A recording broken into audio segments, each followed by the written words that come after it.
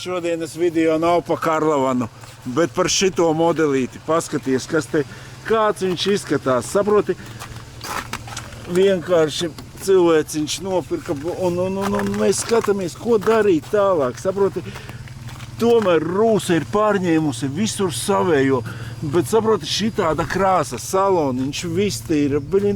Skaties un domā, saproti, Rūsa ir visur. Nebūtu Rūsa, būtu viņš tāds automobīls. Es nezinu, saproti, arī, kas tu skaties, saloniņš ārte ir uztaisīts tāds foršāks, zini, kaut kas tāds interesantāks, visi sēdeklīši, aizmugurē tāds tapsējums arī uz durvīm, apsties kādi griestiņi, forši, kaut vai aizmugurē drusciņi jau ir tādi piekaramie, bet saproti, tāpat viss kopējais, un tu paliec tādā stāvoklī.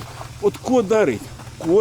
Saproti, ja tur un visur, kur tu skaties, pilnīgi visur, saproti, durvju apakšas, visi jau, redzi, grubulīti tur ir noiet, tā kā žopā, un motoriņš vēl eļļiņu arī, saproti, viņš 300 km atbrauca, jau līmenis nokrities. Un kur ir jautājums, saproti, ne viņš tolkam ir daļās vajadzīgs, ne viņš, un remontēt, uzcelt maksā miljonu, vai ne, izbraukš tādu līkumiņu foršu maziņu.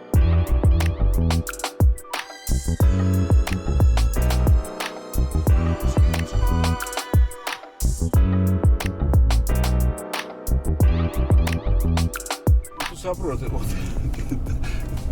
koks ar diviem galiem, es pat nezinu, metināšana, un saproti, metināt arī, tu visu viņu nevari sametināt, tas nevienu kapeiku to nav vērts izdarīt, saproti, tad viņš ir principā jāmetina pilnīgi viss, un pilnīgi viss ir jāpārkrāso, un visa jēga pazūd, vai ne?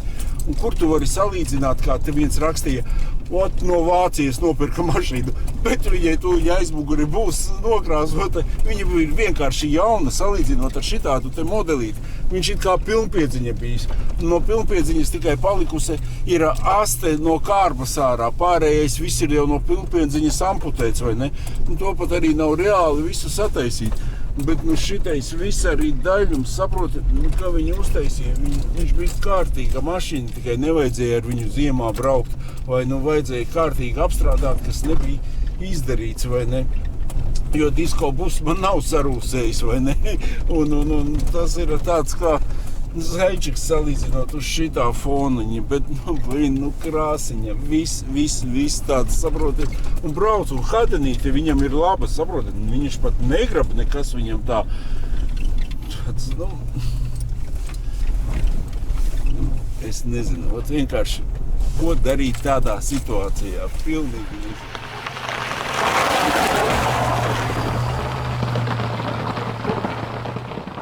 Bijām mēs pacēluši augšā, bet, vajadzēja man uzreiz arī no apakšas, bet no apakšas jūs apmēram, pat lonžeronos, saproti, ir caurumi, tas ir viss sāpīgākais, vai ne, bet, ko darīt, es nezinu, ko jūs darīt, tāds jautājums, vai ne, mašīna ir nopirkta, un ko darīt tālāk.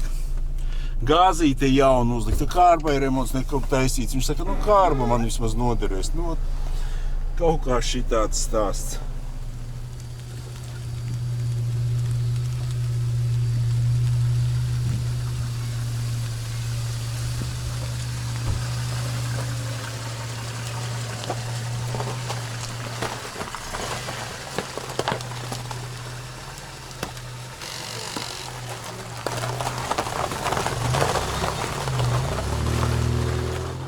Šitāds stāsts mums iznāk pa Voyageri, skaties un gribās raudāt, saprot. Un vēl viens zils tāds braukā arī koši smuks uztaisīts, bet arī saguris bez gala, bet tas zilais ir stipri labāks par šito.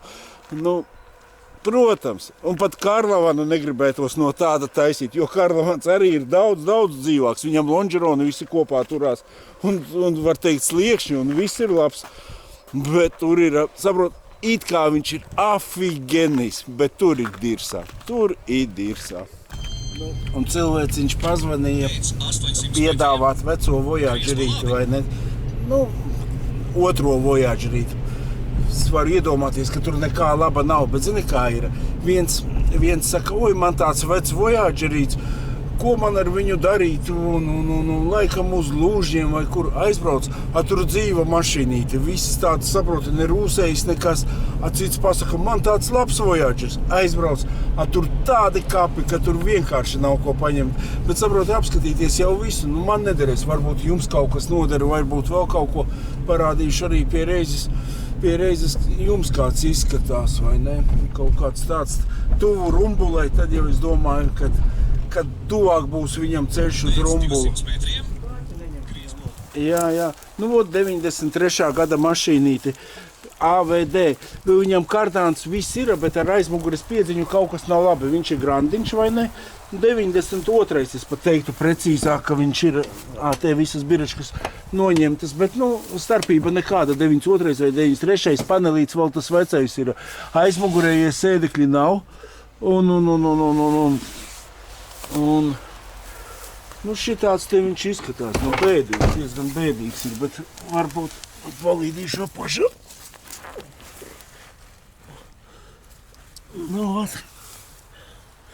Jā. Viņš katrā ziņā uz šitien te pats iebrauca saviem spēkiem, vai ne? Un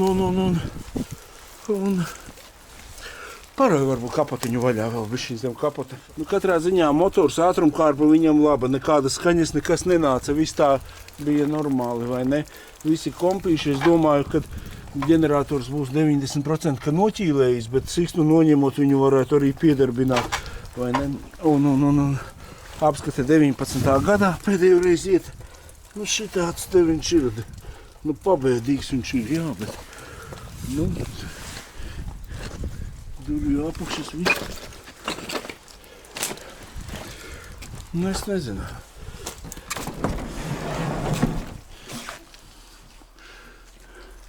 Vajag savus riteņus uzlikt virsū, un tad deres vien. Divi riteņi man ir, viens oriģinālais un tā pabaisa.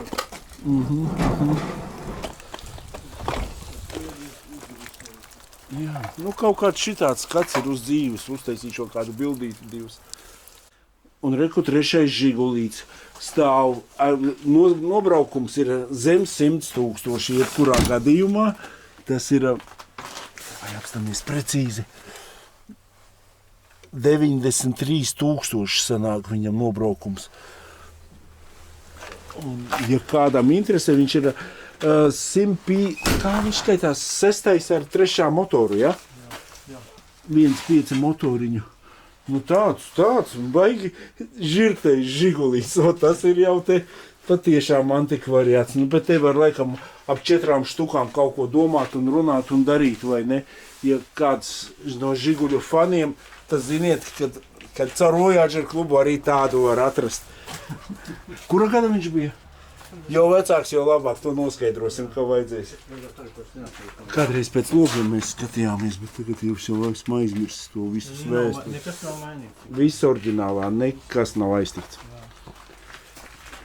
Kaut kāds tāds stāsts. Un kungs ņemās ar vārtu automātiku. Ja kādreiz kaut ko vajag, tad droši varat arī griezties, zvanīt un visu mēs uzstādīsim un izdarīsim. Kreisie vārti ātrāk varās ciet. Kaut kā šitāds ir stāsts. Pa Vojīt es teikšu, kā ir bēdīgs stāsts. Tur tā liekas, ka galīgi, bet maz vai kaut kam vajadzīgs, tad zinat, kad aiz Rumbulas tepat ir tāds, vai ne? Rumbula beidzās, Rīga sākās. Šitāds variantiņš. Es vienkārši esmu šokā, ka ielien pagalmā un noskrūvēju riteņus nozogt. Ja es tiem cilvēkiem teiktu, noskrūvēju man riteņus un viņi būs tavējie, es pat tādu cilvēku neatrastu, kam vajadzīgi. Es nezinu, es esmu vienkārši šokā no tautas, vai ne? Cik tagad lietie diski? 3 eiro gabalā maksā, 4 diski 12 eiro. Vienkārši tas ir kaut kas neiespējams. Šitais ļoti labs autokrāsu un veikaliņš ir iekas. Vienkārši brauc un domāju, saproti, tad Madonā tas katafalks bija pilnīgi jauns, tas bija ceļams aparāts, vai ne? Tad arī turpat arī pie Gunta varēja nopirkt pabažos, vai ne? Tas viens arī, kam motors iekšā, tas arī vēl bunģa dzīve. Bet, šitādi, es nezinu. katrā ziņā var būt kaut kas ir vajadzīgs, bet pat nespēju iedomāties, ko no viņa var vajadzēt. Kaut kāds šitāds stāsts ir ar Latvijas mašīnītēm, vai ne? Šitais bija no tās sērijas, no tādas. Zini, mans ābeles projekts pat nav tā sapuvis tā, kā es skatījos to pēdējo mašīnu rumbulā. Ir jau arī, bet priekš ābeles projekta viņš pat ļoti labi derēs, redz, kur vojītim grīda nekad nepūst. Viņiem pūst sliekšņi, visa apakša, bet tā, lai grīdā kājas kristu laukā, nekad nav. Babuškai bišķiņi ir slimības lapa, jāsam tādi sīkumiņi kārtībā. Un kaut kā tam līdzīgi, ko tieši gribēju parunāt,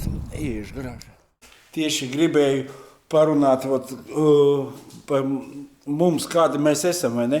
Es jau ar neesmu savādāk, saproti, mēs jau visiem atļautu kaut kādā bankā normālu krītu paņemt, mēs uzreiz nopirktu normālu mašīnīti un lēnā garā izmaksātu vai kaut kā, bet lielākā daļa jau no mums neviens to krītu nevar paņemt ārā, vai ne? Un tāpēc arī tā sanāk, kad mēs nopērkam par štuku, pēc tam izdomājam, saproti, kaut kādu štuku mēs viegli sameklēt, vēl kaut ko, tev alga ir gandrīz, saproti, tu vari pa 2 nedēļām tur nopelnīt un nopirkt, pēc tam sataisīšu. Pēc tam sākās. Saproti, es tā gudri runāju, starp citu man Edvards no Vācijas tāds atrakstīja, mans YouTuberis skatās, vai ne, un viņš piedāvāja, viņam ir 2 Voyagerīši vecie, es ielikšu apmēram, kā viņš bildes iekšā kaut kādas, viņš man bišķiņi atsūtīja 91. un 93. gada laikam, un tad viens otrais, 3. Voyagerīts. To visu uzrakstīšu apskatiņā, bet 2,5 parasto ručku pārslēdzam ātrume vai ne. Tāda man neinteresē vispār, es tikai 3.3 uzskatu pa mašīnu vai ne. Bet ja kādam patīk ručku raustīt tādu Vācijas mašīnu vai ne, pa vienu viņš tur 1,5 prasa, es domāju, tādu var ņemt un to jau tu būvē, saprot, tu samaksā 1,5, atnāc pēc tam 600, tas jau atkal naudiņa padalīta un tad vismaz tu uzbūvē un tev ir kārtīga mašīna. Es vienkārši arī, kaut vai paņemsim šito Voyagerīti, vai ne? 3,8 tonu country, kaut kāds 2003. gads. Man cilvēciņš pirka vienu mašīnīti, vai ne? Un viņš saka, es varu savu veco tev atdot. Es saku, pa kaut kādām minimālām naudām es tev varu paņemt rupi pa metālušu kaut kādiem 300 eiro, vai ne? 300 vai 400, es jau neatceros vairāk, vai ne? Jā, domāju, noņemšu viņam motors beigts, noņemšu ātrumkārbu, vēl kaut ko palasīšu nost un aizvedīšu uz metālūžiem nodošu. Un sāku jau kaut ko lasīt, un pēc tam, saprot, kaut kā uzmetu aci uz sliekšņiem. Skatos sliekšņi, visi oriģināli, viss nav ne sapuvis, nekas. Sāku pētīt tālāk ārkas vai ne. Nemēdz būt tā Latvijas mašīnām. Visas arkas ideāls, vai ne? Skatos aizmugurējais vāks, tas arī viss čotka, vai ne? Ir tur, saproti, kaut kas var būt, bet, pa lielam ļoti labs, saproti, skatos, viņš nav pat rūsējis. Visas durvju apakšas, viss normāls, saproti. Apsties, šitā puse, kas parasti sapūsi, slieksnīts kā jauns, vai ne? Bet es domāju, es nevaru tādu dot uz Lužņiem. Un sākās rock'n'rolls. Pa 3 gadiem ceļa nodoklis, visi bija jauni bremžu diski, bremžu kluči, vai ne? Pa hadenīti daudz ko tur sataisīju.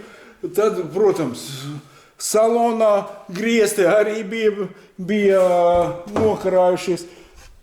Griestiņus salīmējām un iztīrījām, piedirs bija līdz augšai. Saproti, sāktu otros mašīnai, bet tagad samaksāšu pa 3 gadiem ceļa nodokli, iziešu apskati, vēl kaut kādus diskus. Es jau saku, ka kaut kāda 2,900 viņu jātirgo, vai ne? It kā jau pat laba cena, bet viņam gāzes nav. Kam viņš bez gāzes vajadzīgs? Ielikšu gāzi 3,900. Un te jau sākās cīņa pa savu naudu. Saproti, tā mums ir. Un saproti, ja viņš vēl būtu tāds baigi ideālais, reku viņam ir laciņa nogājusi, vai ne? Pēc idejas vai šitā te vajadzētu nokrāsot, ja tā grib. Viņu varētu tādu priekš sevīm, uztaisīt foršu autiņu, ko braukt, jo viņam īstenībā ir komplektācija laba, visas elektrības strādā, vai ne? Bet, nu, saproti, cilvēks jau pat 4, 5 jau grib kaut kādu 7. gadu ar jauno purniņu, vai ne? Nu, te vēl ir ko pastrādāt tieši pa brīvdienām pastrādāšu. Nu, kaut kāds man šitāds stāsts pa mašīnām un pa latviešiem. Saproti, Krievi pērk mašīnas. Viņi nenopirks nekad mūžā tādu mašīnu. Viņi visu izrēķina. Viņi nopirks uzreiz pa 5, 6 un aprēķinās. Un īstenībā tas ir pareizi. Cik tagad maksā remonts? Mēs tikai 300, 500, štučka, tur. Motoru nomainīt, lūdzu. Pie mums servīzā maksā ar visu motoru 1000 eiro. Tas sanāk ar eļļām, plus mīnus, 800, 900, rupi runājot, štuku sanāk. Tāpat vēl kaut kādas blīves vajag, vēl kaut kādu saimnikus, to motoru pārlasīt. Un ko mēs secinām, ka tā ir zelta mašīna. Viņa arī ir zelta mašīna. Kaut kāds tāds man stāsts, nezinu, kaut kā gribējās kaut ko jums pastāstīt. Ieliekat īkšķīt, ja patika, un ņemat pa labu. Es te bišķiņ pajāšos ar šito 3.8 modelīti. Jumts notirs ar kaut kādām šausmīgām kakām, nevar nomazgāt. Es vienkārši mazgājot, iedomājos par Žigulīti, kad Žigulīts 6. maksā 4000. Klausies, noskrējiens līdz 100 000. Es pēdējo Žiguli nopirku, noskrējienu kaut kādi 40 000, un man jau šupus pļāva ārā. Un bija norūsējis, viņš tāds, zini, nevis bija caurumi, bet bija tāds balts un viss ar rūsu cauri. Tad jau es tev teikšu, mans tarpāns pa piečuku ir vienkārši dāvana. Par tarpānu es vispār neuztraucos. Bet jumts baigi nokakāts, nevar nomazgāt nekādīgi. Lēnu garu beržam. Nādāvai, labi, čau.